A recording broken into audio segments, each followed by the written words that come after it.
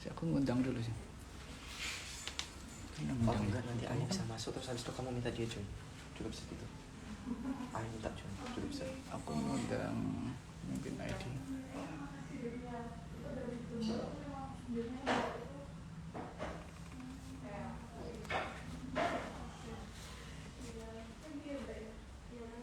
Oh nggak bisa itu. Search, seperti search dulu. Search. Oke.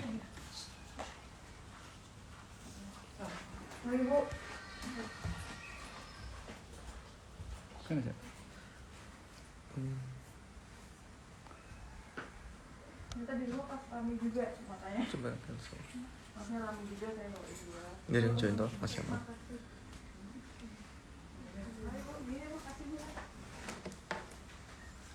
Itu siapa? Kamu follow orangnya nggak? Belum. Nggak bisa kamu minta. Udah. Bisa.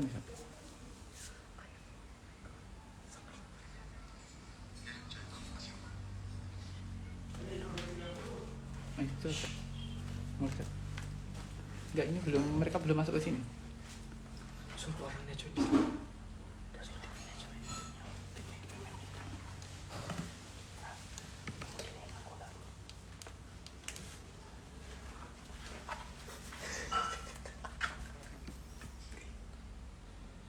Udah siap. Kamu undang dulu siap. Mungkin ID sama negara muda.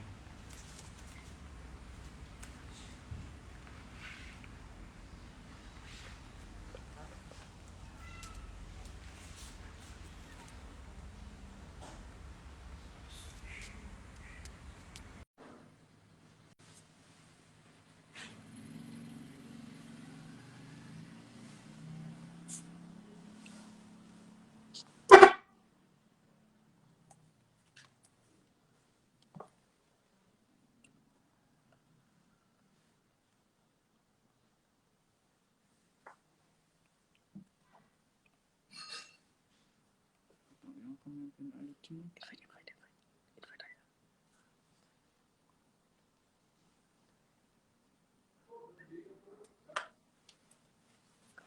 Udah pesan aja. Nama akunnya itu.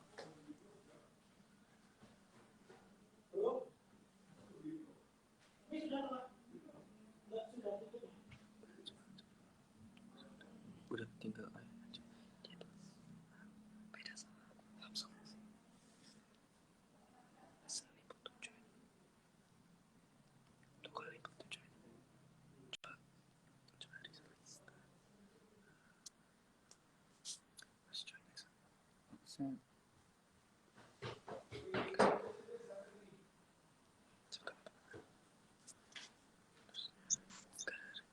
Wes.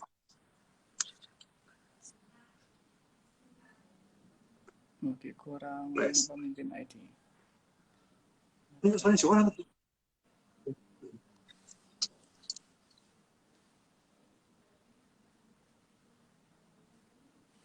Selamat sore, Joko. Selamat Bisa sore, coba Mas suara? Yaman. Oke.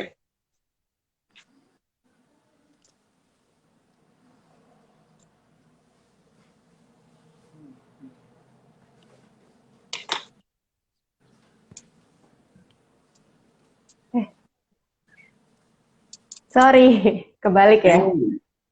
Halo Pak Yanuar, apa kabar? Halo, apa kabar? Gimana kamu kabarnya? Ya, alhamdulillah baik. Udah lama Pak Yan nggak ngobrol hampir setahun kayaknya deh. Ya kan? Iya ya? Iya, Iya, lama ya ketemu. iyalah. Pak Gimana Yanuar kamu terakhir sekarang? kan kita mau ketemu masih di KPK, Pak. Terakhir kita Enggak, bilang kita mau ketemuan loh. Tapi Pak Yanuar ke Singapura kan? Oke, kalau gitu habis lebaran nanti ya. Oke, saya tunggu janjinya Pak. Iya, habis lebaran nanti saya Jakarta. Lama nanti. Oke. Ini sekarang di Jogja berarti Pak Yanuar? Di Jogja, saya di Jakarta Oke. cuma seminggu dalam sebulan. Oh gitu, seminggu sebulan, habis itu balik lagi gitu ya? Mm-mm. Di Singapura kemarin balik Januari atau akhir Desember? Desember. Oh Desember, belum sebelum ini ya, tahun baru ya? Iya, iya. Profesorshipnya cuma 3 bulan ya kan, Singapura itu. Terus nggak lanjutkan, Pak? Lanjut gimana? Di Kan sini saya aja. di sana. Tapi ya nggak tinggal Oh, di sana tetap lah, ya? nggak di sana. Di sini Oh, saja. gitu. Online dong sekarang berarti lanjutnya. Apa gimana? Iya, kan saya sekarang sejak Januari juga membantu di Sekretariat Nasional SDGs, sebagai koordinator tim Hmm, ahli hmm, hmm. Penas. Jadi saya di sana, terus kemudian yang di Singapura kan visiting fellow ya, jadi tugasnya nulis, meneliti gitu, jadi Oh, dari jauh. Jadi profesorshipnya riset base-nya gitu. iya, iya. Ini kita mau mulai jam berapa ini Pak Joko, Mas Joko? Sudah. Nih, Mas Josu nih ternyata satu grup sama aku di Pemuda Anti Korupsi, tahu Pak Yanwar, lucu banget. Lah Harus ada ini kayak Joko ini sama aku di nalar. Oh iya, aku kayak pas loh, ini Mas Josu gitu. ya. Ini kami masih menunggu konfirmasi ACC dari teman-teman negarawan muda. Ya. Mm-hmm. Ya.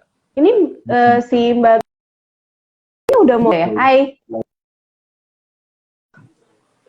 Join. hai Mbak Bunga. Apa kabar? Halo, Pak Iman, apa kabar? Mas Josu. datang. Apa kabar? Halo Mbak. Wih, karena ini sudah lengkap, kita mulai ya rekan-rekan ya. Terima kasih, selamat Ya. sore semuanya. Terima kasih sudah hadir kembali di Nalar Talks on Instagram, dan kita pemimpin kali ini kita kolaborasi bareng antara Institut Pemimpin ID dan Negarawan ID. Nah, hari ini kita akan mengobrolkan film menunggu ngabuburit mengenai ASN resmi pindah, IKN resmi pindah, ASN siap-siap migrasi. Nah, seperti apa kemudian dinamika dan pemindahan ASN ini terhadap rekan-rekan kita, para aparatur sipil negara, tantangan dan seperti apa nanti hambatan.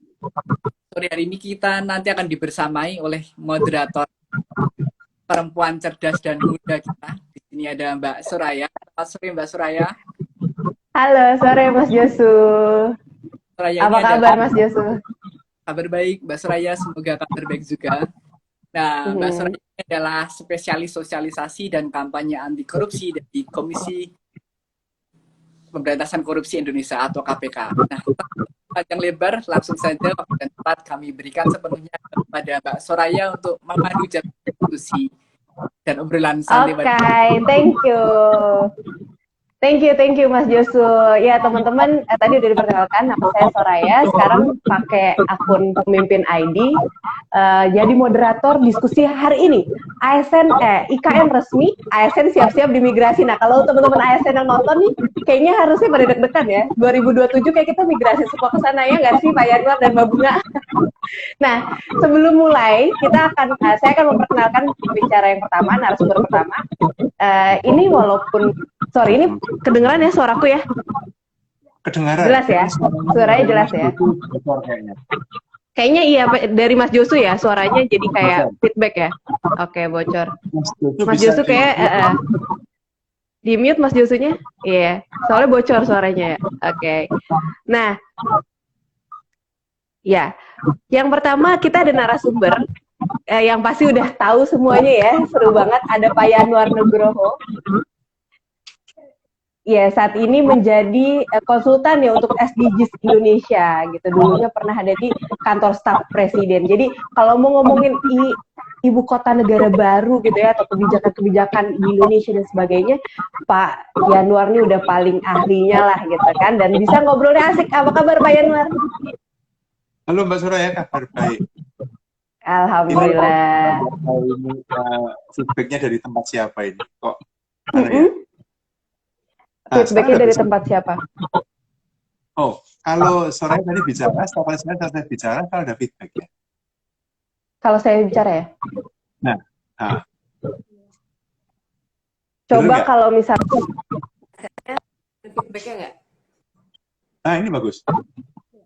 Ini bagus ya, berarti nggak usah pakai headset kali ya? Ada lagi ya? Bener nggak? Nggak kedengeran suaranya. Kedengeran? Bagus ini sekarang. Ya, bagus ini. Oke, kalau gitu. Nah, Pak Yanwar sekarang lagi di Jogja ya Pak Yanwar ya? Saya di Jogja. Luar biasa nih warga Jogja bisa merapat minta takjil ke Papaya Luar buka puasa. Canda ya. Oke, yang kedua ada Mbak Gresica Bunga. Hai Mbak Bunga dari Kementerian Keuangan. Apa kabar Mbak Bunga? Bagus sekali. Alhamdulillah. Suaranya kurang kedengeran nih kayaknya. Halo, aku coba. Apa Hai sekarang Mbak udah Bunga. Ya, bagus sekarang. Hmm. Oke. Halo, Mbak Bunga. Nah, kalau kalau ngomongin Mbak Bunga nih ya, jadi nanti kalau IKN ada polemik yang namanya kayaknya kemahalan deh pemindahan ibu kota, nanti bisa kita tanya juga sama Mbak Bunga ya. Anggarannya ada nggak sih gitu kan? Oke, yang pertama langsung aja nih Pak Yanuar dan Mbak Bunga, kita coba ngobrol tentang bagaimana sih ibu kota negara baru ini yang akan dipindahkan gitu ya. Jadi boleh nggak sih kita tahu dulu tentang data dan faktanya, kenapa ibu kota negara ini harus pindah gitu ke Kalimantan Timur? Kan padahal di Jakarta udah enak, mall udah banyak ya kan, kayak jajanan dan di mana-mana, mau apa-apa gampang. Coba Pak Yanuar dulu deh, Pak Yanuar gimana Pak? Gini ya, kalau saya memahami soal pemindahan ibu kota ini kan bukan wacana baru ya. Kan dari dulu juga sebenarnya ya, sejaman Bung Karno dulu ingin memindah ibu kota, kemudian Pak Harto juga ingin memindah Pak SBY, kemudian nah sekarang Pak Jokowi ini yang jadi kenyataan gitu ya. Sebenarnya kan ada banyak alasan dan saya kira kita bisa melihat di media, tapi yang saya pahami ada dua sebenarnya. Satu, beban terhadap Jakarta. Ini alasan yang sifatnya sangat teknis ya. Mulai dari Jakarta yang makin berat baik secara ekonomi, sosial maupun fisik, karena kotanya tenggelam kan makin berat gitu ya. Oh iya. Turun ya datarannya. Iya betul. Nah yang kedua yang saya lihat adalah sebenarnya pemikiran Pak Presiden untuk membedakan atau memisahkan ibu kota politik dengan basis pertumbuhan ekonomi gitu ya. Itu saja. Tapi yang kedua juga agar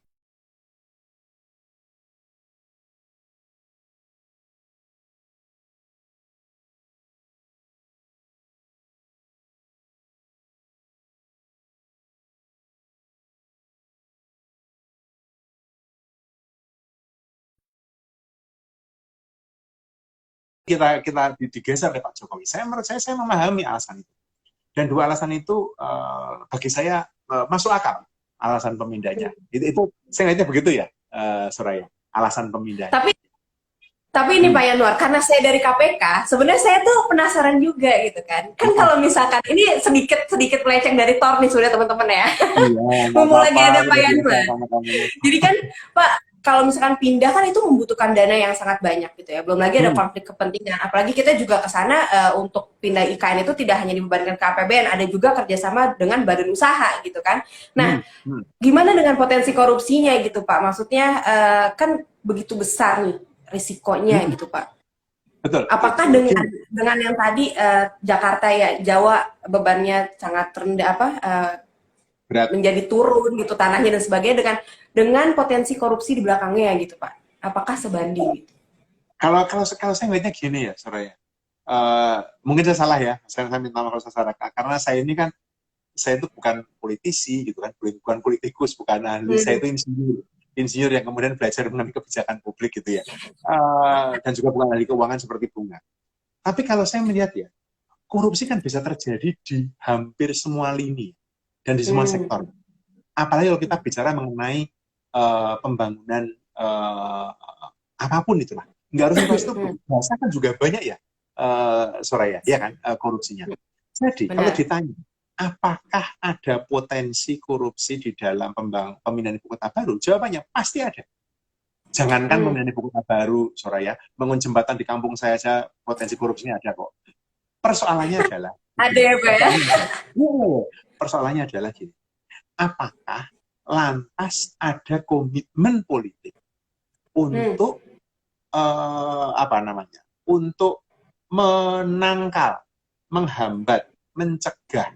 Kan saya bolak-balik diajari sama teman-teman di KPK kan, korupsi itu berawal dari sini, kan? Berawal dari hulunya. Nah, apakah itu bisa? Misalnya, dalam proses perencanaan IKN, KPK dilibatkan dari awal, misalnya. Jadi bukan di ujung. Sudah sih, iya. Nah, seperti itu kan, dari awal bukan ada penugasan khusus untuk duduk di sana, perencanaan, penganggaran, NEF-nya dikeroyok bareng-bareng seperti itu. Artinya memang ditunjukkan niat. Kan ini maunya jadi ibu kota itu dengan apa ya? Mau jadi capital yang smart gitu ya dan green. Kalau saya tambahin satu, corruption free harusnya ya. Jadi tidak hanya capital yang green dan smart, tapi yang juga yang clean dalam pengertian iya dari situ kalau saya Soraya menurut saya. Jadi ini kan keputusan, memang pemindahan ibu kota itu keputusan politik. Karena kita bertanya pada 270 juta orang penduduk, dapat jawaban 270 juta yang berbeda-beda. Setuju tapi tidak, tapi setuju tapi tidak, tapi udah. Ini keputusan politik. Sekarang persoalannya keputusan politik ini mesti ditindaklanjuti. Mau melawan korupsi itu juga keputusan politik. Nah sekarang teknisnya gimana? Kalau saya mumpung dari awal, Soraya, kamu ngobrol sama Pak Bambang Susantono, kepala IKN, ya kan? Langsung tempel dari awal, mulai dari perencanaan tanah sehingga orang nggak main spekulasi tanah itu duitnya banyak loh, Soraya, ya kan? Dari pengadaan barang nanti penghasil. Kamu bayangkan, kita bayangkan ya, 256.000 hektar itu DKI-nya. Kemudian diliniasinya ya, kemudian kota Jakartanya, kota Nusantaranya itu nanti 56.000 hektar. Lalu kawasan inti pusat pemerintahan 5.600 hektar.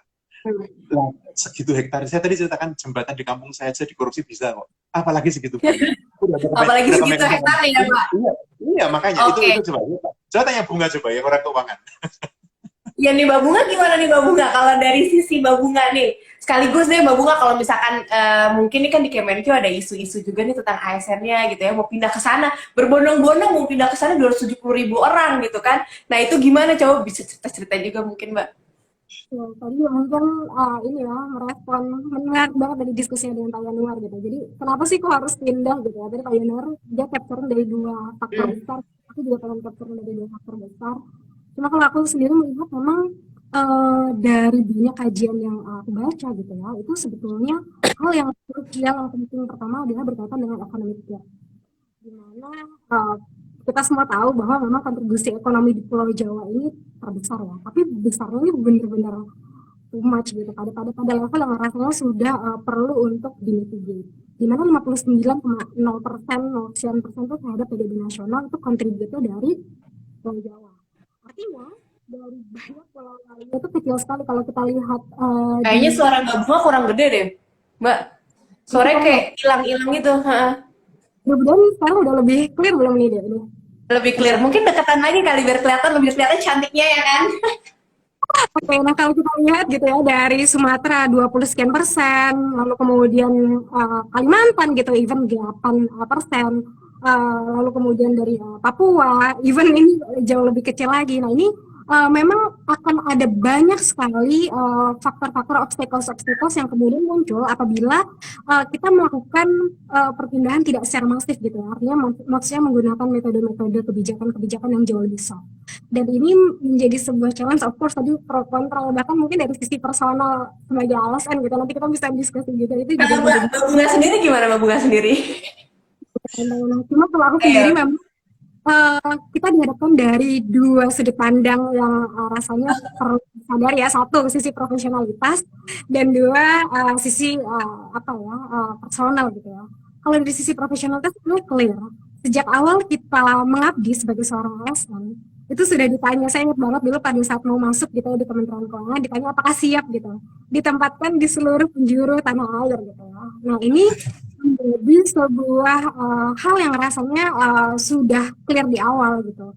Tapi memang kalau dari sisi personal ada banyak sekali hal yang perlu dipertimbangkan. Artinya perpindahan ibu kota ini kan bukan hanya memindahkan ASN saja, tidak hanya membangun infrastruktur di Pulau Kalimantan saja kemudian pindah gitu ya. Pun juga dulu pada saat saya kebetulan 2 tahun lalu kuliah di New York gitu ya, jadi merasakan gitu perbedaan antara New York dan juga DC. Betapa sangat livable-nya DC dan betapa sangat hingar-bingarnya New York itu terasa banget even pada saat perpindahannya sudah sangat jauh gitu. Dan ini bisa jadi kita jadikan sebuah mirror condition pada saat kita bicara mungkin nanti ya IKN gitu 10-20 tahun 2040 gitu mungkin ya atau 2050 gitu. Nah, hal yang kemudian krusial memang tidak hanya memindahkan tadi ASN, terus kemudian tidak hanya membangun infrastruktur di sana, tapi juga bagaimana sebetulnya ini perlu dilakukan secara serius gitu ya, internalisasi value-value apa sih sebenarnya yang pengen dikejar dari perpindahan ibu kota ini, masuk ke para ASN-ASN yang nantinya akan pindah gitu. Dan ini misalnya sudah banyak sekali gitu ya hal-hal yang coba dibangun gitu. Ada tata kelola dari talent gitu, talent governance yang kemudian coba untuk dibangun. Nah ini sebetulnya kami of course gitu ya sangat menyambut baik hal ini gitu. Cuma mungkin hal yang perlu diperhatikan adalah karena jangka waktunya sudah cukup pendek. 2024 gitu, kita udah di depan mata rasanya ya. Jadi mungkin bagaimana sebetulnya internalize gitu hal-hal tersebut gitu juga ke calon-calon pegawai yang nantinya akan pindah itu jauh-jauh lebih awal. Karena of course kalau pindah ini sudut pandangnya kan tidak hanya kita yang pindah ya, tapi juga keluarga. Bagaimana kalau ASN yang sudah memiliki anak mencari sekolahan dengan standar kualitas yang setidaknya mirip, gitu kan apa yang ditinggalkan di Jakarta atau di Pulau Jawa gitu ya. Lalu kemudian bagaimana kemudian pemerintah gitu ya secara general gitu melakukan talent management dengan baik. Jangan sampai kemudian nanti talent-talent terbaiknya gitu ya malah berbondong-bondong mungkin udah mulai mengajukan mutasi ke apa atau pemprov mengundurkan diri ya. Nah, ini menjadi satu hal yang krusial. Tapi saya sendiri melihat apa yang kemudian sudah dirumuskan gitu ya, framework yang ada, lalu kemudian apa talent governance yang kemudian coba untuk dibangun gitu ya, tata kelolanya itu sudah menuju ke arah sana gitu. Pun juga kebijakannya ini melibatkan tanpa helix sejak awal kita tahu bahwa memang tidak one way communication gitu yang dibangun. Nah ini diharapkan jauh lebih masif lagi gitu di advancing lagi sehingga nantinya itu meminimalisir friksi. Tapi mungkin nggak sih menghilangkan friksi? Of course nggak mungkin ya. Yang namanya transformasi dimanapun itu gitu kita mau bicara Pasti ada. Oke. Sisi-sisi yang kemudian digugat secara akademis pun juga masih ada pasti. Nah ini menarik gitu ya. Tadi ini luar biasa. Aku udah sempat baca kajian Pak Yanuar dan oke banget gitu ya. Nah, yang paling penting adalah we have to realize gitu. Bagaimana change managementnya ini dioptimalkan sehingga akan lebih smooth. Walaupun bisa nggak sih ini kayak 100% smooth, of course not. Tapi bagaimana meminimalisasi friksi yang ada. Nah, thank you Mbak Bunga. Ini teman-teman tadi udah dengar ya, kalau misalnya isu tentang ASN tadi salah satunya ada tentang talent management gitu kan. Kalau misalkan perpindahan ini nggak mungkin smooth banget, tapi gimana cara kita bisa meminimalisasi itu konflik yang terjadi gitu. Nah teman-teman yang ikutannya udah 77 orang ikutan live Instagram, luar biasa ya, banyak banget. Boleh tanya-tanya ke Pak Yanuar sama Mbak Bunga di kolom komentar, nanti yang bagus kita pilihin. Dan tenang aja, ini ada hadiahnya ya untuk pertanyaan terbaik nih. Ada pokoknya hadiah dari pemimpin ini dan nalar, tenang saja bukan dari KPK. Hari ini saya hanya menjadi moderator. Oke, Pak Yanuar, tadi menanggapi dengan Mbak Bunga tadi yang ngomongin tentang isu terkait dengan talent management dan isu-isu sudah ada di ASN itu, jangan sampai nanti malah talent terbaik yang ada di ASN malah meminta rotasi, mutasi atau misalkan bahkan resign gitu ya. Bagaimana Pak Yanuar menanggapi hal ini untuk mungkin teman-teman ASN ke depannya gitu dengan perpindahan ibu kota negara ini? Oke, kalau saya mikirnya begini, yang dijual atau yang disampaikan itu bukan mimpi, tapi menurut saya rencana kerja pemerintah. Karena menurut saya para ASN dan tidak hanya para ASN, kita semuanya kan orang-orang rasional ini, ya kan? Bunga, memindah ibu kota itu butuh waktu 20 tahun. Paling cepat. Trust. Itu paling cepat. 20 tahun, 30 tahun. Saya nggak yakin, saya 20 tahun lagi umur saya 70 tahun. 30 tahun lagi umur saya 80 tahun. Yang akan kamu kan? Kamu punya anak, kamu punya keluarga. Jadi, yang perlu disiapkan adalah rencana pemerintah itu seperti apa, itu yang mesti dikomunikasikan secara terbuka. Ya kan? 127.000 ASN itu mau dipindah sampai dengan tahun 2027. Saya nggak ingat angkanya itu ya kan. Itu perencanaannya Bappenas dengan modelnya seperti apa? Diomongkan ya, dari tahun sekarang sampai tahun 2027 bisa kita bangun apa? Sekolah ada nggak? Rumah sakit ada nggak? Pusat ya gitu-gitu. Sehingga teman-teman ASN ini bisa merencanakan masa depannya. Karena satu hal, betul sekali sebenarnya, dan tadi Mbak Bunga sampaikan tadi, semua orang meskipun dia sudah disumpah sebagai ASN, mereka juga adalah pribadi-pribadi merdeka yang tentu saja kemudian bisa bereaksi. Karena itu menurut saya yang paling penting dari sisi pemerintah adalah menunjukkan plan itu ada, apa namanya, rencananya ada, rencananya jelas ke depan. Misalnya sebelum fase ada misalnya kompensasi ke penggajian, apakah ada tambahan tunjangan? Karena di sana kan situasinya kan situasi yang lebih kurang gitu, ya nggak? Dua, misalnya, apakah misalnya jika ada yang naik teman-teman, waktu itu saya ditanya, saya diwawancara oleh teman-teman dari pemerintah maupun non pemerintah, saya mengucapkan begini, jangan hanya diberi insentif, gitu ya, tapi misalnya percepatan kenaikan pangkat, ya kan? Kalau IKN nanti itu ingin menjadi ibu kota smart, modern, targetnya umur 45 tahun udah jadi S1 dong. Jadi dipercepat. Kalau kayak kamu mau pindah itu kan dipercepat kenaikan dananya karena mau pindah ke ibu kota. Gitu ya. Itu yang saya pikirin. Dengan demikian, kita bisa menggunakan pemindahan IKN ini sekaligus sebagai cara sebagai sarana untuk manajemen talenta. Kalau saya melihatnya gitu. Kalau kamu gimana? Tadi kita sempat kehilangan Soraya tadi, karena ngomong lagi. Ya, enggak, tapi saya sebenarnya ngikutin sih Pak, ada di device satu lagi. Sorry, karena emang kalau misalkan aku live dari KPK tuh kadang sinyalnya suka agak ke distract gitu sih. Sinyalnya nggak ada yang bagus kalau pakai data. Oke. Tadi boleh nih, tadi Pak. Di device salah satunya harus kamu buatnya. Karena ini kan feedback ini. Device satunya lagi, kamu coba di-mute. Oh enggak, udah mati. Pakai headset, tenang aja sih. It's okay. Nah, tadi langsung ke Mbak Bunga. Tadi Mbak Bunga dilempar pertanyaan sama Pak Yanuar, jadi langsung dijawab aja Mbak, apa Pak? Jadi tadi bola isunya nih, bola isu yang rasanya dirasakan oleh semua orang yang mau pindah ke alasan, karena kan nanti ada alasan, ada yang non-alasan juga ya. Dan hal yang menarik banget itu disampaikan oleh Pak Yanuar, ini adalah long term gitu ya.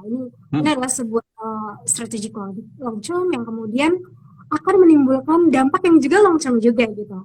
Dan bagaimana mengkompensasi hal tersebut itu juga harus ada strategi kompensasi long term juga.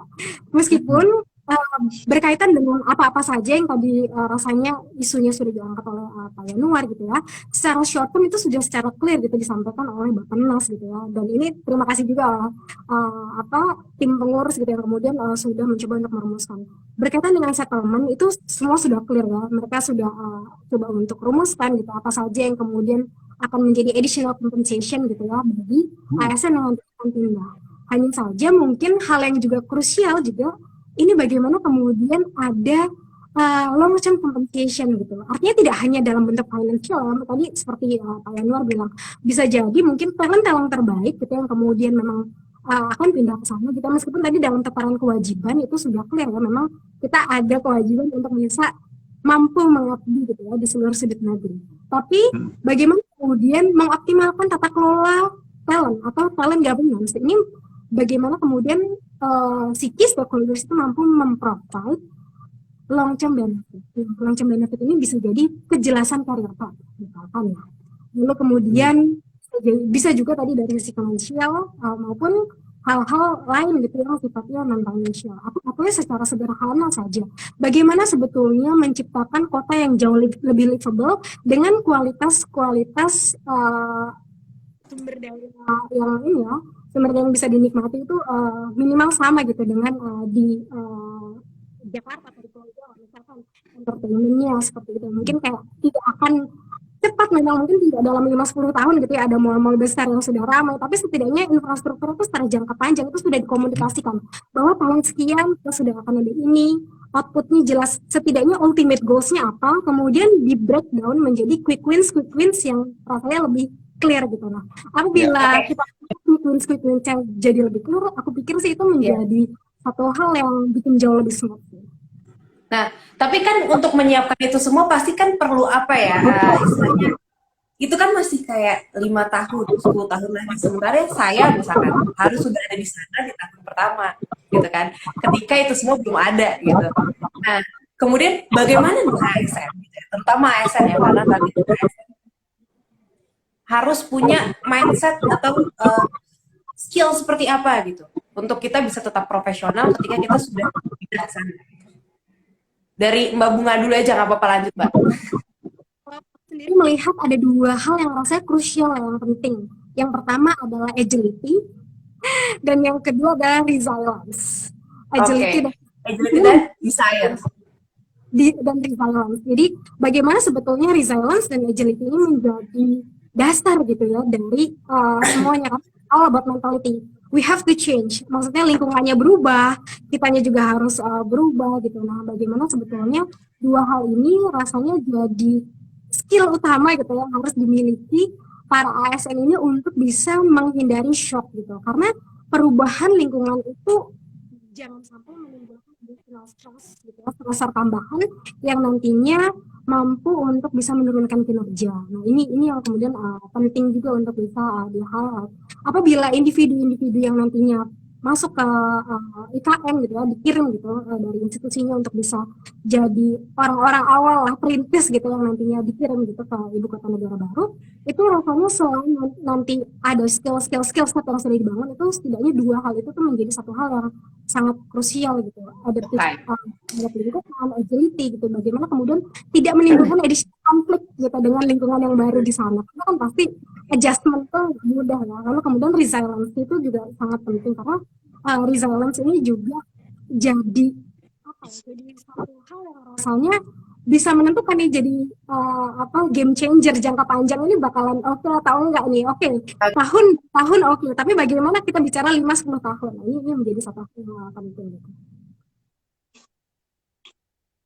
Ini kayaknya Soraya ini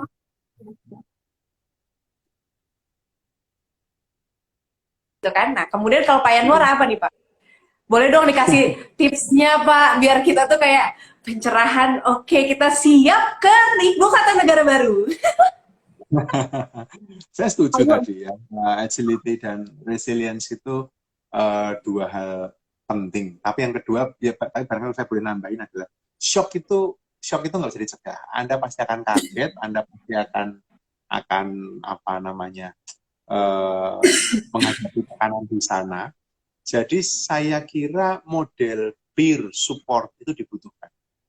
Kalau kita tadi bicara soal agility dan resilience itu kan bicara soal kualitas pribadi. Oke, itu baik. Tapi shock nggak terhindarkan, kaget tuh nggak terhindarkan. Biasa hidup di Jakarta gitu ya, terus pindah ke sana gitu kan, biasa kopi itu sana harus bikin kopi sendiri, harus bahkan nangkep peluangnya dulu Pak.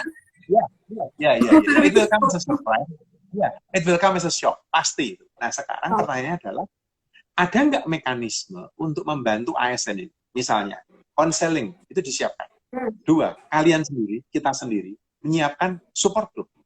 Kan pindah nggak sendirian. Dari Kementerian ada berapa orang kan? Nah, itu bareng-bareng coba. Nah, seperti itu disiapkan. Karena kalau nggak disiapkan, udah pasti shock. Se-agile apapun. Pernah ke sana belum? Saya udah pernah ke sana. Saya ditugasin ke sana tahun lalu soalnya. Ketika belum ada tenda-tenda kayak Pak Jokowi kemarin, saya ke sana, saya ke titik 0, saya lihat kan, sambil saya mikir-mikir, wow, seperti ini ya. Oh, nanti ini Monas yang baru begini kira-kira itu kan. Oh, ini KSB. Saya ke situ. Saya ke sana. Saya 3 hari saya nongkrong di mananya, di hutannya, datang ke sana sama teman-teman Bapenas kan. Oh, kayak gini ya. Saya membayangkan aja. Kalau itu jadi, akan bagus banget. Mungkin saya kira Canberra kalah bagus kalau jadi ya nanti. Dengan kontur seperti itu gitu ya, asal nggak dibabat itu ya. Dengan kontur, kemudian tapi menuju ke sana 20 tahun. Dan Bunga, kamu kan nggak mungkin shock selama 20 tahun, ya kan? Udah nggak bisa kerja, maka yang saya adalah, yang disiapkan adalah support system. Jadi, nyari duit untuk memindah ibu kota tentu saja penting. Ya kan? Nomor 2, punya rencana kerja itu penting. Ya kan?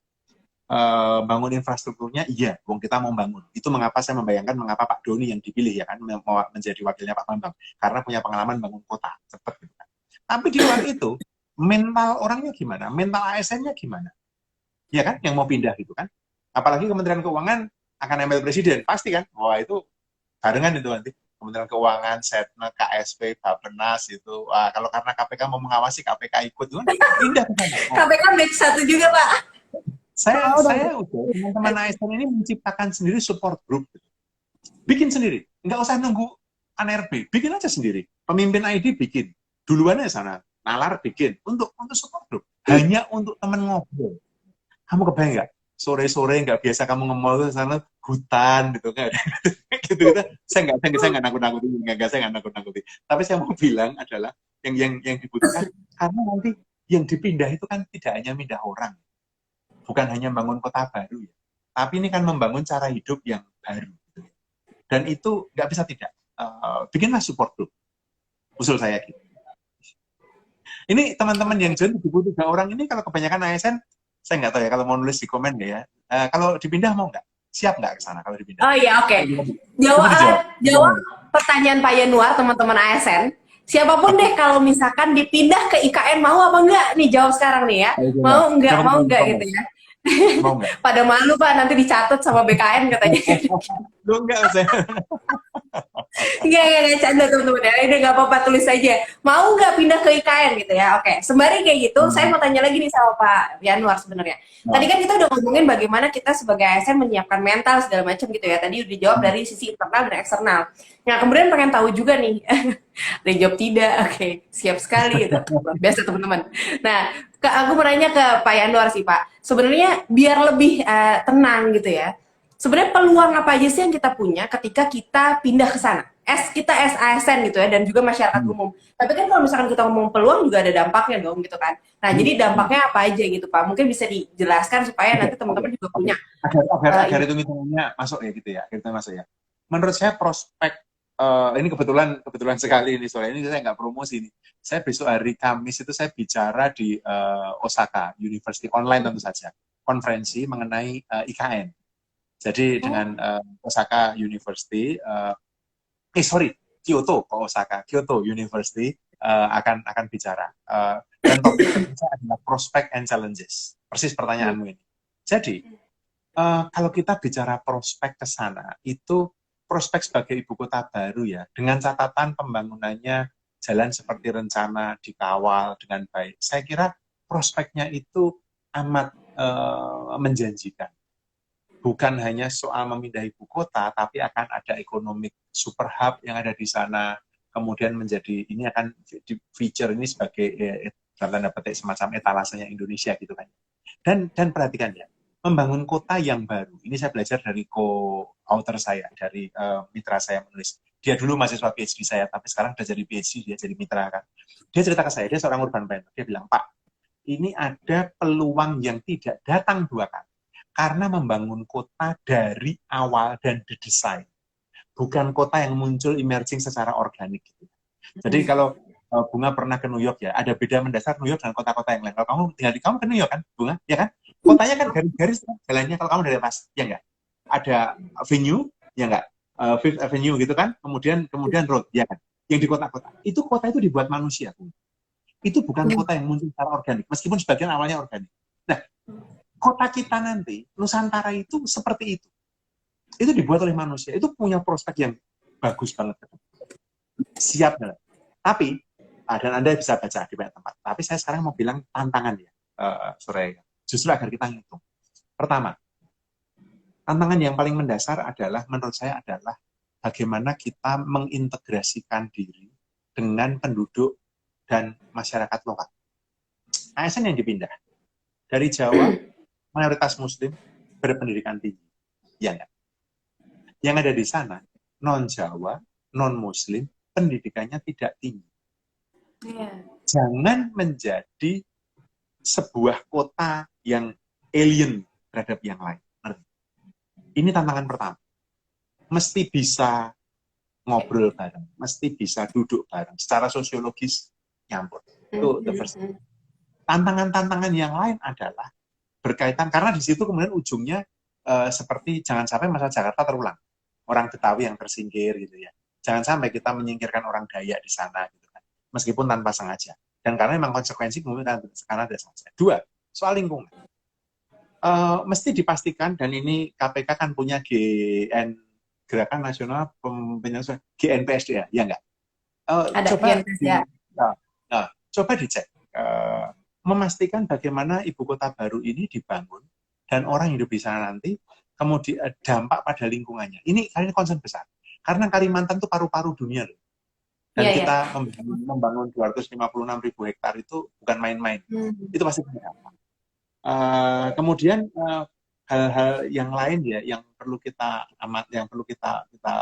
waspadai adalah atau yang perlu kita perhatikan adalah soal tata guna lahan. Karena teman-teman ini challenges yang kita hadapi. Saya mengangkat 3 ini tadi. Tata guna lahan, jadi land use, kemudian lingkungan, kemudian yang ketiga adalah secara sosial. Tentu masih ada banyak tantangan-tantangan yang lain ya seiring dengan tumbuhnya sebuah kota. Tapi 3 ini tantangan yang mungkin dari awal perlu diadres, perlu dijawab, perlu punya strategi pemerintah. Karena bayangkan ya, Bunga, kalau kamu ikut dapat lotre ya, ikut quarter pertama. Quarter pertama itu artinya tahun depan ya, atau pertama awal, kita yang pertama nggak sih? atau apa? Ya, Pertama. Kita pertama. Kalau kamu quarter pertama, kan kita belum tahu berapa banyak orang itu kan. Kalau kamu ke sana ya, bayangkan kamu akan berada di Balikpapan. Most likely kalau rumah tinggalnya belum siap, kamu akan ke Balikpapan. Kalau sudah siap, kamu akan tinggal di sana. Kamu akan bolak-balik Balikpapan. Itu kan. Kebayang nggak? Sekian banyak orang Jawa datang. Kamu kebayang nggak? Ini social tensionnya. Saya tidak mengatakan jelek, tidak. Saya mengatakan skill yang lain adalah skill bersosialisasi dengan teman-teman, dengan orang-orang lokal, dan juga dengan teman ASN. Itu data saya. Aku enggak sama sekali enggak ya. Surya saya hanya mau bilang bahwa agar ngitung. Jadi siap dan taat mau dipindah itu juga karena Anda punya perhitungan gitu ya. Bukan terus ya siap, pokoknya siap, semangat, enggak begitu. Tapi punya perhitungan. Dia kan ngitung kan. Persiapan saya secara mental apa ya, persiapan secara intelektual apa ya, persiapan secara kelompok apa ya, itu disiapkan. Nah. Oke. Thank you Pak Yanuar. Jadi itu tadi teman-temannya. Jadi maksudnya adalah supaya tidak ada disparitas sosial kali ya dengan masyarakat yang sudah ada di sana gitu kan. Oke. Kalau dari Mbak Bunga gimana dampak peluangnya Mbak? Kira-kira apa aja? Tadi menarik banget ya diskusinya. Jadi kalau aku sendiri melihat tidaknya ada 2 hal nih yang aku pengen coba capture. Yang pertama adalah tadi Pak Yanuar udah jelasin dengan sangat clear. Ini tuh ibaratnya kita ngambil buku baru, artinya kita bisa mendesain the new New York gitu ya di Indonesia, the new New York. Nah, ini menjadi sebuah kesempatan yang menurutku jadi luar biasa oke banget kalau misalkan bisa dioptimalkan. Karena tadi kertasnya masih baru, of course kita bisa benar-benar membangun dan mendesain integrated digital transform city sejak awal. Integrated digital transform city itu first thing. Lalu yang kedua, hal yang juga cukup penting adalah bagaimana kita mendesain gitu ya fully balanced regional development city. Nah, ini juga menjadi hal yang menarik. Jadi, kalau kita lihat gitu ya, di prinsip-prinsip IKN gitu yang baru yang dirilis oleh Bappenas gitu, kita jangan sampai berfokus pada hanya prinsip ibu kota negara yang terhubung, yang integrated, aktif, mudah diakses, kemudian nyaman, livable gitu ya. Lalu kemudian efisien teknologinya, kemudian meningkatkan ini ya, peluang ekonomi untuk semua dan segala macam, tapi juga menjadi landasan-landasan kita ini kan bakal jadi paru-paru di dunia juga ya. Ini smart green city. Bagaimana kemudian nanti konsep dari integrated digital transform city-nya ini, lalu kemudian fully balanced regional development city-nya ini juga berlandaskan dan bernafaskan desainnya sesuai dengan kondisi-kondisi alam yang saat itu ada dan bagaimana sebenarnya kita mengoptimalkan pun juga ini menjadi sebuah tantangan besar karena kita kemarin juga hadir dan berkomitmen gitu ya di COP26 kalau mungkin masih ingat beberapa bulan lalu gitu di Glasgow dan ini menjadi sebuah momentum untuk pembuktian apalagi kalau kita bicara tentang SDGs gitu ya udah lama banget gitu sejak SMA udah muncul mulai gitu SDGs bagaimana kemudian pemerintah gitu ya secara langsung betul-betul committed gitu dalam hal ini sehingga nantinya integrated digital transform city ini dan juga fully balanced regional development city ini benar-benar bisa hadir dengan sebuah nafas dan branding smart green city-nya itu terwujud. Oke. Singkat padat ya. Nah, ini tuh karena ada banyak pertanyaan Pak Yanwar dan Mbak Bunga. Jadi saya pengen langsung nanya ini dari Dwi Febrianto 20. Ini kayaknya cowok kali ya Febrianto gitu ya. Hai Mas gitu. Pertanyaannya, apakah pemindahan ibu kota negara baru akan berpengaruh pada sistem pendidikan nasional? Ulangi, Itu ya ulangi, yang ulangi, pertama. ulangi. Pemindahan ibu kota negara baru akan berpengaruh pada sistem pendidikan nasional. Gitu. Ini juga sekaligus sih pengen aja kalau misalkan ibu kota negara yang pindah, terus nanti kayak urusan administratif gitu tetap di Jakarta atau pindah juga ya ke sana? Terus kayak gimana tuh nanti? Nanti bisa dijawab juga kali ya dua itu jadi. Oke, terus yang kedua dari The Largol BN Perempuan. Kenapa nggak buat pengupgradean saja daripada melakukan pembaruan seperti pemindahan? Ini maksudnya apa di Jakarta di-upgrade? Apakah jadi ada kota di atas kota gitu? Nah itu tadi pengupgradean yang ketiga ya. Boleh Pak Yanwar dulu mungkin Pak tadi Pak, apakah berpengaruh pada sistem pendidikan nasional juga Pak? Terus sama yang kedua, kenapa nggak di-upgrade saja? Kenapa harus dilakukan pemindahan? Jadi harus baru semuanya gitu kan? Oke. Terima kasih. Mas Dwi Febrianto ya. Apakah pemindahan ini akan berdampak pada sistem pendidikan nasional? Yang jelas nanti pelajarannya ceritanya gimana ibu kota negara Indonesia itu jawabannya berbeda. Enggak, saya bercanda. Tentu saja itu jawabannya itu berbeda. Tapi menurut saya bukan begitu ya. Tidak akan mengubah sistem pendidikan. Jadi yang dipindah ini adalah ibu kota politik, ibu kota pemerintah. Yang dipindah ke sana adalah pemerintah, DPR, wakil KPR pusat, kemudian perwakilan luar negeri akan pindah.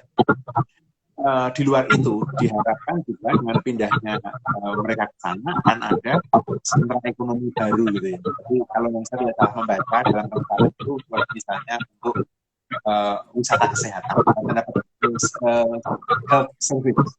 Jadi orang biar nggak lari ke Penang atau orang lari ke Singapura untuk akan ada rumah sakit yang bagus di situ, akan ada semacam wisata buatan. Karena di sana nggak ada wisata alam.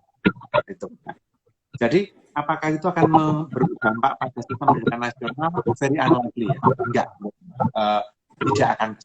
Tapi kalau kaitannya pertanyaanmu misalnya apakah kemudian akan muncul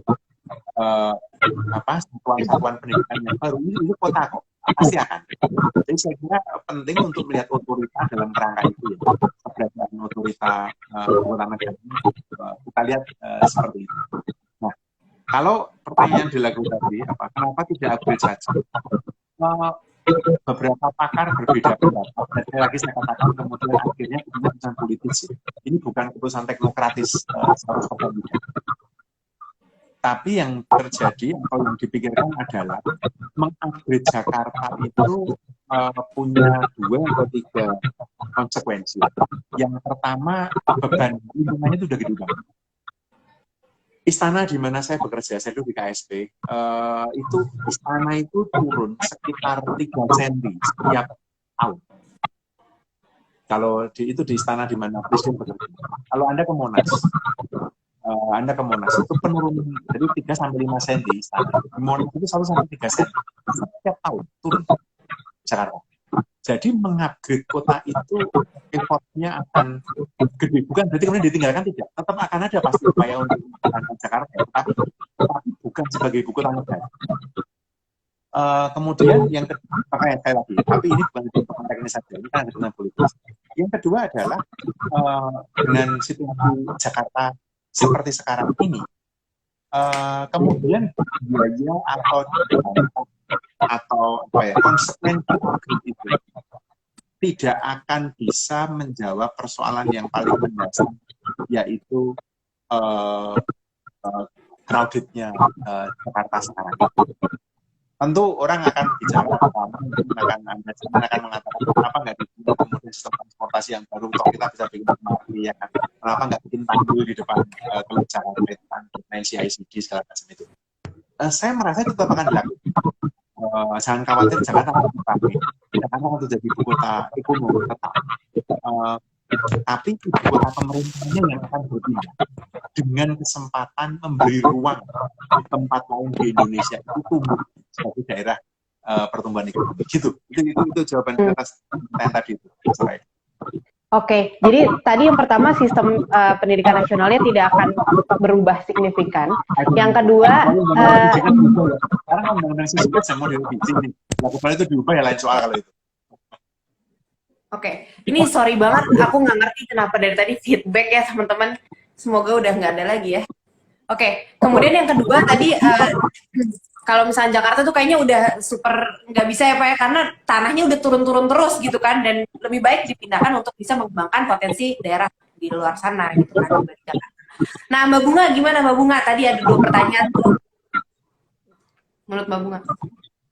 Mungkin kalau aku sendiri melihat, Mana? ya mudah-mudahan terdengar ya, apakah sudah clear? Kecil banget. Kayak emang karena Mbak Bunga suaranya lembut ya, jadi kurang terdengar gitu ya. Bunga pakai berapa device? Bunga? Berapa dua? Satu di sekarang. Sekarang apakah udah much better?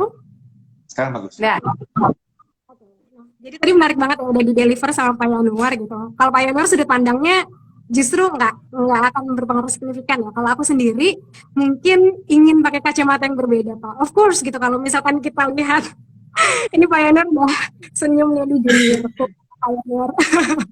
Izin Pak, kita dari kampus yang sama Pak. Oke. Ini sebetulnya memang kalau misalkan kita bicara tentang kurikulum, kebijakan secara nasional, of course mungkin tidak akan directly impacted ya. Itu agree.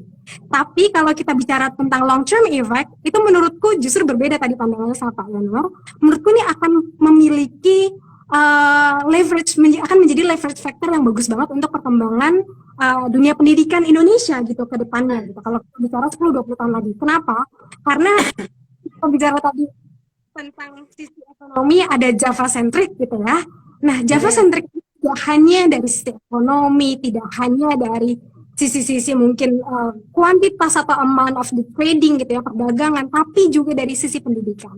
Nah, ini perlu untuk disadari dan di-aware gitu dari awal bahwa memang bagaimana sebetulnya kita mampu untuk mengoptimalkan gitu ya pertumbuhan pertumbuhan pendidikan dengan perpindahan ibu kota ini menjadi sebuah leverage factor, akan menjadi sebuah leverage factor yang sangat menjanjikan. Artinya kalau misalkan kita memaksa, ini kan sebenarnya transformasi ya, memaksa pindah gitu ya ke ibu kota baru, ini banyak sekali hal-hal yang kemudian akan berpindah juga gitu, potensi ekonomi juga banyak yang kemudian terbagi gitu ya di tempat baru tadi, dan berapa besar gitu potensi-potensi dari sisi bisnis pendidikan, karena it's all about business tuh, right? Nah ini bagaimana sebetulnya bisnisnya ini juga nantinya akan terbagi gitu. Artinya kalau misalkan hal tersebut sudah terbagi, itu kualitasnya juga akan mengikuti. Itu menjadi satu konsekuensi logis yang rasanya jadi oke banget gitu. Saya sendiri melihat perpindahan ibu kota ini menjadi sebuah leverage factor yang positif gitu terhadap perkembangan percepatan persamaan kualitas pendidikan di Indonesia gitu. Kalimantan khususnya saat ini, karena kita bicara tentang perpindahan ekonomi ke sana, perpindahan ibu kota ke sana gitu. Nah, lalu kemudian apa challenge yang kemudian muncul gitu ya kalau misalkan itu ada. Nah, hal ini tentu perlu untuk bisa dimitigate sejak awal gitu. Bagaimana sebetulnya gap gitu ya antara, karena kan ibu kota ini tidak di seluruh daerah di Kalimantan, tapi di hal-hal di daerah tertentu saja gitu ya. Bagaimana kemudian saat ini terjadi key problem gitu ya di Kalimantan sendiri, ada disparitas kualitas pendidikan yang cukup jauh gitu antara Kalimantan di kota dan juga yang akan berpindah gitu kan. Jangan sampai kemudian gapnya ini semakin tajam gitu, walaupun nanti of course di lingkup IKN ini saya yakin ini akan jadi leverage factor yang oke banget, tapi jangan sampai nanti akan jauh gitu dengan kualitas pendidikan di pedalaman. Meskipun secara hukum ekonomi sebenarnya ya, itu yang namanya bisnisnya kan akan menyebar ya. Nah, kita bisa bicara bahwa mungkin 20-30 tahun ke depan ini nantinya akan gapnya akan semakin kecil. Pun juga kalau kita bicara dulu ya gap pendidikan di Jawa gitu ya, mungkin kenapa kok bisa jauh gitu dari Kalimantan, dari Papua gitu? Karena memang kita berapa tahun gitu ada di kota Jakarta menjadi ibu kota gitu, itu artinya ada perjalanan yang panjang. Nanti pun Kalimantan seperti itu, tapi bagaimana kemudian kita bisa memitigasi gap yang luar biasa jauh gitu ya dalam setidaknya 5-10 tahun ke depan, itu menjadi sebuah risiko yang rasanya sudah di depan mata. Tapi in the long term ini satu hal yang favorable banget menurut saya, karena ini bakal jadi leverage factor yang sangat baik atas nanti berkurangnya atau meminimalisir disparitas kualitas pendidikan di Indonesia. Jadi Oke, Mbak, yang kedua, Mbak Bunga, tadi kenapa nggak Jakartanya aja yang di-upgrade? Kenapa mesti pindah? nah, ini CBA, ini cost benefit analysis. How come kita mencoba untuk bisa membenahi yang di sini gitu? Mungkin dengan goals yang sama-sama dapat 100.000 gitu ya. Ini mungkin kayak saya coba kuantifikasi agar lebih mudah gitu, kita coba membayangkannya. Kita mencoba cari pendapatan 100.000 gitu, atau mungkin kita coba cari kesejahteraan atau kebahagiaan 100.000 gitu nilainya, biar nggak nominal gitu, nanti diprotes tentang dari Kementerian Keuangan nominal gitu. Nah, anggaplah kebahagiaan dengan satuan kebahagiaan 100.000. Nah, dengan kos yang perlu untuk kita bisa bangun di Jakarta, itu of course jauh lebih mahal. Karena apa? Karena kita tidak membangun dari infrastruktur zero. Kita sudah membangun dari satu hal yang sudah masif gitu. Artinya sesederhana kita mau membangun sesuatu, pembebasan lahannya beda harganya gitu ya dengan harga di Kalimantan gitu. Atau mungkin kita harus meruntuhkan dulu apa yang sudah terbangun gitu, infrastrukturnya gitu, yang mungkin zaman dahulu belum integrated gitu. Nah, ini menjadi additional cost yang jadi mahal banget gitu. Dan pada saat kita masuk gitu ke tempat yang baru, membangun dari nol, ini sebuah hal yang menurut saya sangat logik, gitu, sangat logik. Dimana kita tahu mungkin kalau udah berapa tahun bangun rumah gitu ya, kadang ngerenovasi rumah ngeruntuhin dulu, ngebangun lagi jauh lebih mahal dibandingin beli tanah ngebangun yang baru. Ini mungkin secara sederhana walaupun Tetris Paribus ya tidak sesederhana itu, tapi basic logiknya kita bisa lihat ini it's all about the CBA. Oke, luar biasa ya ini. Dari tadi jawabannya keren-keren banget, luar biasa. Aku tuh kayak dari tadi ini kapan gue bisa jawab kayak gitu ya? Ya Pak Yanuar, ini sambil kita tunggu ada lagi yang mau bertanya silakan gitu ya. Tapi sebenarnya kalau misalkan dari aku sendiri tuh pengen tanyanya ini Pak Yanuar. Kan tadi kita udah mempersiapkan dari segi mental gitu ya dan skill gitu. Tapi kalau misalnya untuk kompetensi gitu Pak, kompetensi khusus yang harus kita punya, kompetensi dari segi kompetensi yang harus ada gitu untuk ASN terutama gitu ya, itu tuh apa gitu. Tadi kan kita udah ngomongin tentang skill dan gimana persiapan mental dan sebagainya, tapi kalau untuk spesifik kompetensi itu apa aja gitu Pak ya? Oke, saya coba ya. Boleh nggak Mbak Bunga, boleh nggak Mbak Bunga tolong di coba. Saya mau Mbak Bunga di mute coba. Halo? Nah, Dikecilin ya ada feedback nggak? Ah, nggak ada feedback ya? Coba. Nggak ada feedback? Masih ada sih. Masih ada ya, udah. Sorry. Saya tadi berpikir Kalau tadi ada yang nulis aku kecilin ya. Saya tadi ada yang nulis di komen, tolong di apa namanya di Oke, anyway, saya coba jawab ya, kompetensi. Kalau kita bicara kompetensi, saya kira visi ASN ke depan ini kan mau menjadi ibu kota, menjadi capital yang green and smart. Ya. Itu yang disampaikan oleh pemerintah. Jadi saya membayangkan bagaimana ada ini, ASN muda ini menyiapkan diri agar match, agar masuk dalam frame green dan smart itu.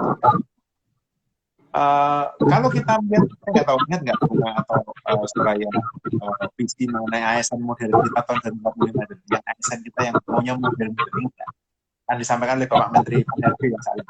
Nah, saya melihatnya begini. Kalau saya jadikan satu semua indikator tadi ya, green, smart, modern. Saya kira mau tidak mau kompetensi yang miliki atau yang mesti dimiliki adalah kemampuan untuk bisa beradaptasi. Itu nomor satu. Nomor dua, tiga atau trio soal belajar. Learn, unlearn, relearn. Karena tiga hal ini menjadi prasyarat kunci menjadi orang-orang modern yang cepat tanggap, gitu ya, dan kemudian menyesuaikan diri. Nggak usahlah kita omongkan mengenai kemampuan untuk menggunakan teknologi informasi karena itu inherent ada di kami, pasti. Tetapi lebih penting lagi menurut saya kompetensi untuk bisa hidup dan bekerja secara sustainable. Karena menjadi kota yang green. Challenge pertama menjadi kota atau menjadi ibu kota yang green atau sustainable ini sebenarnya adalah apakah bisa berfungsi dan berproduksi secara sustainable. Termasuk cara kita, Anda sekalian, ini hidup. Nah, ini bukan soal teori mengenai sustainability, bukan, tetapi lebih ke praktek gitu ya. Bagaimana bekerja secara smart, mediated by technology, tetapi tidak kehilangan human touch kayak gitu. Saya kira baik kalau mau di godok ya, di pemimpin ID atau di negarawan ID ya, dengan teman-teman abdi muda untuk duduk juga. Instead of mencari narasumber untuk bicara mengenai kompetensi apa yang dibutuhkan, kita memulai dengan diskusi apa yang menurut kita butuhkan untuk pindah ke tempat sana itu. Jadi cara berpikirnya bukan cara berpikir kita nyari orang ahli gitu ya, kita nyari Renat Kasali gitu ya, atau kita nyari siapa itu enggak. Tapi Anda sendiri, menurut Anda sendiri, menurut kita semua, apa yang kita butuhkan untuk bisa bertahan hidup di sana. Menurut saya itu penting untuk dikata. Tapi dari kata-kata saya tadi itu saya bayangkan. Oke, tadi berarti kalau misalnya untuk kompetensi yang harus dibalikin lagi ke para ASN-nya. ASN-nya butuh apa dan mereka harus yang punya ide sendiri. Maka tinggal tadi kan learn, unlearn, relearn. Relearn, oke. Learn, unlearn, dan relearn. Karena cara bekerja kita kan berubah, berbeda di sana, maka dua unlearn, kemudian relearn dengan cara yang baru. Oke, mantap, Pak Mbak Bunga, apa Mbak? Sendiri tadi ya, kalau mentality of course jawabannya sama ya tadi, berkaitan dengan agility dan juga resilience. Cuma kalau misalkan skills gitu yang ditanya, maka skill setnya ada 4 nih. Kalau misalkan kita bicara tentang, mungkin kita sering dengar ya, skill sets for 21st century gitu ya. Ini menurutku jadi sangat relevan untuk bisa diimplement juga gitu bagi kami gitu nanti alasan mungkin nanti insya Allah akan pindah kita ke ibu kota baru gitu. Nah ini menjadi satu hal yang penting karena sebenarnya skill set 21st century atau biasa kita panggil core skill gitu ya, itu kan didesain atau analisis gitu berdasarkan permintaan tanda kutip ya, demand dari kondisi lingkungan yang berubah dengan cepat, change rapidly. Nah, ini juga yang kemudian rasanya menjadi sangat relevan untuk bisa kita punya apa aja sih. Yang pertama collaboration ya, skill of collaboration tadi. Bagaimana meminimalisir konflik ini harus dihadirkan gitu. Orang-orang yang rasanya punya agilitas yang baik dan juga punya semangat kolaboratif yang tinggi gitu. Dan collaboration ini juga di dalamnya ada leadership, initiative gitu. Bagaimana sebetulnya hal-hal ini nantinya bisa mengoptimalkan gitu ya proses productivity gitu dari percepatan fitness dari perpindahan kita gitu ke tempat yang baru gitu, ke ibu kota negara baru. Lalu kemudian yang selanjutnya adalah critical thinking. Ini menjadi satu hal yang menurutku juga krusial gitu untuk bisa dimiliki bagi ASN maupun non ASN siapapun yang lainnya pasti adjusted ke tempat yang baru. Dalam case ini ibu kota negara baru. Nah, ibu kota negara yang baru ya. Nanti di mana fokus yang pertama adalah bagaimana orang-orang tersebut gitu ya. Nanti kan akan ada MT-nya, ada manajemen talentanya gitu. Nah, bagaimana kemudian skill set yang menjadi filter ini, mereka yang memiliki reasoning skill yang baik, mereka yang punya kemampuan untuk construct the argument dengan baik gitu ya. Karena terkadang mungkin cita-citanya sama, tapi how to construct the argument berbeda, ini menjadi another kind of challenge dan juga konflik baru gitu. Nah ini menjadi satu hal yang penting. So problem solving, system thinking yang baik itu menjadi skill set yang rasanya perlu jadi filter. Lalu kemudian yang selanjutnya creativity dan juga communication ini menjadi hal yang menurutku juga nggak ketinggalan gitu ya. Bagaimana sih sebenarnya mereka yang kemudian dianggap menjadi talent yang nantinya diharapkan mampu untuk menjadi pionir gitu ya di awal untuk bisa ngebuka hutan lah ibaratnya ya, ngebuka jalan gitu di ibu kota baru ini, mereka yang memiliki kemampuan effective listening yang baik gitu. Bagaimana mereka benar-benar memahami gitu ya, oh kondisinya saat ini seperti ini di tempat yang baru kayak gini, bagaimana kemudian kita hadir sebagai solusi, bagaimana kita deliver gitu ya, deliver quick wins dengan baik dan bisa diterima gitu, karena bisa jadi quick wins-nya baik sama gitu ya, tapi how to deliver-nya berbeda, ini output-nya jadi berbeda, outcomes-nya jauh lebih berbeda lagi karena kan proyeksi ya. Lalu kemudian bagaimana mereka yang kemudian dijadikan pionir di waktu-waktu awal itu juga mereka yang rasanya perlu punya skill engage in conversation dengan sangat baik. Ini juga menurutku akan sangat penting gitu, karena nanti jumlah perwakilan instansinya itu kan akan lebih terbatas ya. Beda kalau di sini rasanya seluruh komunitas tetap ada di sini, gitu mudah gitu untuk bisa komunikasi bertatap muka. Nah di sana nanti kan pasti keterbatasan itu semakin meningkat. Nah ini yang kemudian menjadi challenge, di mana tadi ya force skill itu menjadi skill yang rasanya jadi wajib fardu ain gitu untuk bisa difilter. Harus dimiliki oleh ASN ketika pindah ya. Oke. Dan apa yang kemudian perlu untuk disiapkan instansi wajib untuk bisa mempersiapkan si manajemen talentanya ini, entah nanti BKN bekerja sama dengan instansi-instansi lain gitu. Yang pertama adalah bagaimana mengembangkan kurikulum professional development yang baik. Ini menurutku juga jadi satu hal yang krusial dan penting, dan menciptakan learning environment, mumpung masih baru gitu ya, learning environment office gitu nanti sebisa mungkin dioptimalkan gitu, sehingga nantinya gitu in the long term gitu ya, pasti kan ada skill set baru yang namanya kita bicara tentang skill set yang dibutuhkan di titik ini dan skill set yang dibutuhkan 3 tahun lagi di masa depan pasti berbeda.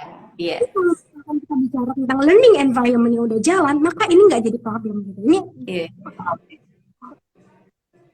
kita sudah bisa jauh lebih agile gitu secara sistem ya, untuk bisa menjawab gitu challenge yang ada nanti pada saat kita bicara tentang 3, 5, 10 tahun ke depan. Oke, kayaknya tadi jawaban dari Mbak Bunga bisa jadi closing statement dari Mbak Bunga ya, mulai dari porsi, kemudian bagaimana membuat learning environment-nya, kemudian bagaimana manajemen talentanya dan segala macam. Itu menurutku sebuah keynote yang harus dicatat semua teman-teman yang ikutan hari ini gitu ya, dari ASN muda Mbak Bunga gitu dari Kemenq yang sudah bisa sharing sama kita. Nah sekarang saya pengen tanya closing statement dari Pak Yanuar nih, karena tadi kan Pak Yanuar udah panjang banget tuh ngejelasin tentang bagaimana fakta-faktanya kenapa IKN harus pindah dan segala macam. Ini lebih ke closing statement untuk sesi hari ini Pak. Bangga Pak Yanuar. Terima kasih Soraya dan Bunga. Begini, pertama memindah ibu kota sekali lagi bukanlah hanya membangun infrastruktur fisik gitu ya, dan juga bukan hanya memindah orang bersama. Tentu saja pemerintahan yang lebih penting adalah pemindahan ibu kota ini menuntut perubahan cara berpikir, perubahan cara memandang Indonesia yang selama ini memang pusatnya ada di Jawa, harus diakui saja, Jakarta, di Jawa. Nah, ketika pemerintahnya berpindah pusatnya, aparatur sipil ini pun adalah perwujudan yang paling konkret ya dari kerjanya pemerintah. Maka kalau kita mau memindah ibu kota, hijrah gitu ya, bukan hanya dari Jakarta ke Nusantara gitu, tetapi juga dari sebuah keadaan saat ini ke keadaan baru yang lebih baik. Semangatnya mesti ke situ. Karena Soraya di KPK, kalau dulu pemerintah kita, atau sekarang pemerintah kita, ya oke lah, tapi masih banyak kompromi dalam hal korupsi. Bisa nggak kita hijrah ke pemerintahan yang lebih bersih, pemerintahan yang lebih accountable, pemerintahan yang lebih modern, pemerintahan yang lebih mendengarkan. Nah, tapi pemerintahan itu kan bukan sebuah entitas kosong lom yang ada di awal-awal. Pemerintahan itu punya wujud. Wujudnya siapa? Ya aparatur sipil negara. Jadi, menurut saya, ini bukan soal memindah istana atau Kemenkeu atau kantor KPK di Jakarta ke Nusantara karena sempat menggunakan pertahanan negara. Tetapi bagaimana ini transformasi seorang Bunga, seorang Soraya menjadi ASN yang lebih baru, lebih berdaya guna, lebih modern, lebih terbuka, lebih cerdas, lebih progresif, lebih bersih. Karena saya kira wujud yang paling konkret dari ibu kota negara itu bukan istana yang gede bentuk Garuda, tapi Soraya-Soraya dan bunga-bunga yang akan ada di sana dan bekerja dan menjadi wajah Republik. Saya kira itu.